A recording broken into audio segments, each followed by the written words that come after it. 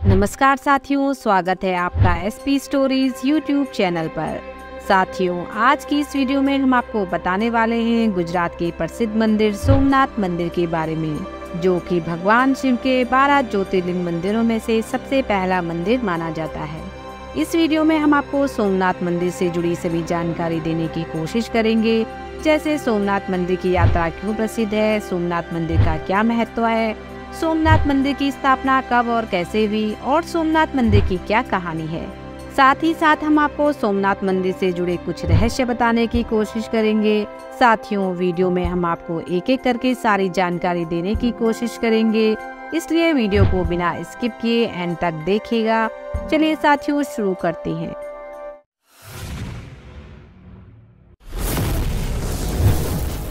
साथियों, सोमनाथ मंदिर गुजरात के पश्चिमी तट पर सौराष्ट्र में वेरावल बंदरगाह के पास प्रभास पाटन में स्थित है।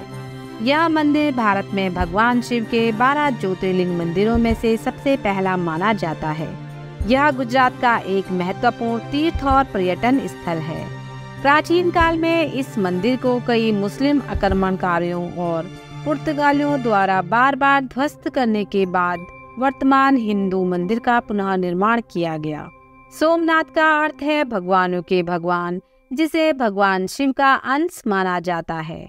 गुजरात का सोमनाथ मंदिर भगवान शिव को समर्पित है। यह मंदिर ऐसी जगह पर स्थित है जहां अटलांटिका तक सोमनाथ समंदर के बीच एक सीधी रेखा में कोई भूमि नहीं है। सोमनाथ मंदिर के प्राचीन इतिहास और इसकी वास्तुकला और प्रसिद्धि के कारण इसे देखने के लिए देश और दुनिया से भारी संख्या में पर्यटक यहाँ आते हैं। साथियों, सोमनाथ मंदिर से जुड़ी एक खास कहानी है। पुराणों में वर्णित कहानियों के अनुसार दक्ष प्रजापति ने अपनी 27 पुत्रियों का विवाह चंद्रदेव से करवाया था। चंद्रदेव इस विवाह से काफी खुश थे, लेकिन वो अपनी सभी पत्नियों में से दक्ष की पुत्री रोहिणी को ज्यादा स्नेह करते थे, जिसके कारण दक्ष की अन्य पुत्रियां खुश नहीं थी।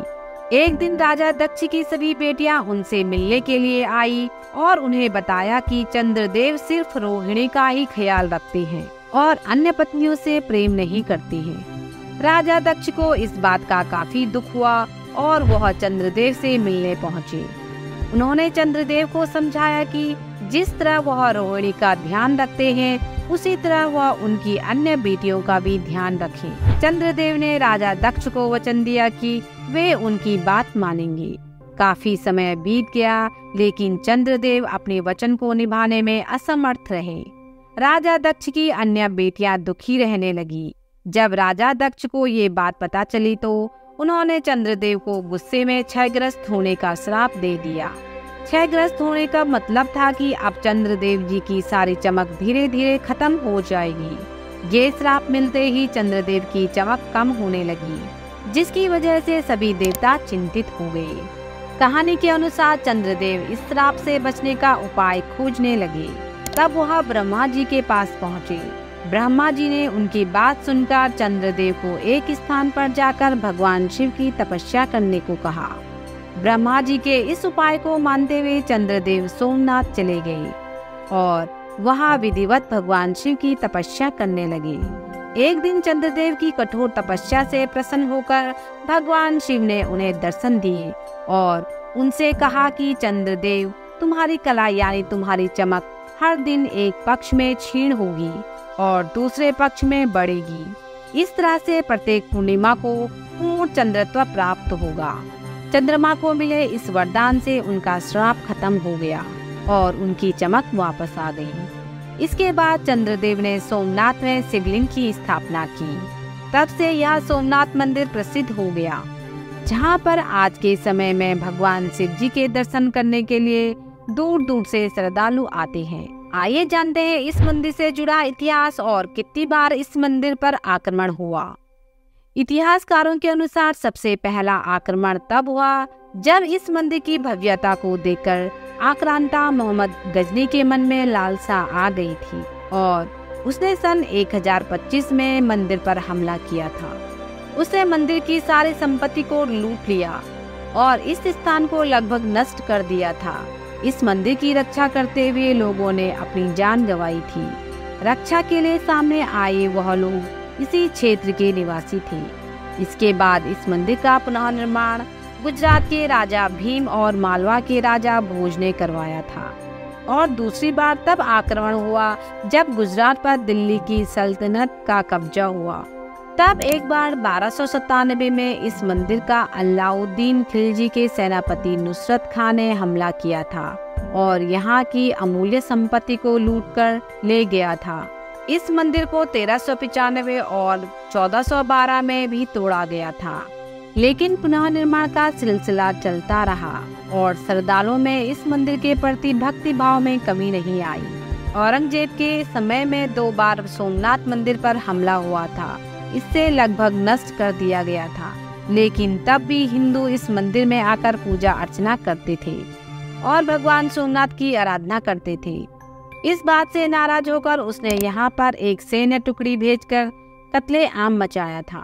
वर्तमान काल में जो मंदिर हम आज देख रहे हैं वह भारत के पूर्व गृह मंत्री सरदार वल्लभ भाई पटेल ने 1950 में बनवाया था, जिस वजह से आज इस मंदिर के सामने सरदार वल्लभ भाई पटेल जी की एक स्टैचू देखने को मिलती है। और साथ ही पहली बार 1995 में भारत के राष्ट्रपति शंकर दयाल शर्मा ने इसे राष्ट्र शिव भक्ति को और जनता को सौंप दिया था। 6 बार आक्रमणों को सहन करने के बाद यह मंदिर आज भी अपनी भव्यता और सुंदरता के लिए विश्व में प्रसिद्ध है। साथियों, सोमनाथ मंदिर से जुड़े कुछ रहस्य भी हैं जिनके बारे में आप शायद ही जानते होंगे। आपको यह जानकर हैरानी होगी कि सोमनाथ में स्थित शिवलिंग में रेडियोधर्मी गुण है, जो जमीन के ऊपर संतुलन बनाए रखने में मदद करता है। इस मंदिर के निर्माण में 5 वर्ष लग गए थे। सोमनाथ मंदिर के शिखर की ऊंचाई 150 फीट है और मंदिर के अंदर गर्भगृह, सभा मंडप और नृत्य मंडप है। मंदिर के दक्षिण में समुद्र के किनारे एक स्तंभ है जिसे बाण स्तंभ के नाम से जाना जाता है। इसके ऊपर तीर रखा गया है जो यह दर्शाता है कि सोमनाथ मंदिर और दक्षिण ध्रुव के बीच पृथ्वी का कोई भाग नहीं है। यहाँ पर 3 नदियों हिरण, कपिला और सरस्वती का संगम है। इस त्रिवेणी में लोग स्नान करते हैं। मंदिर नगर के 10 किलोमीटर में फैला है और इसमें 42 मंदिर हैं।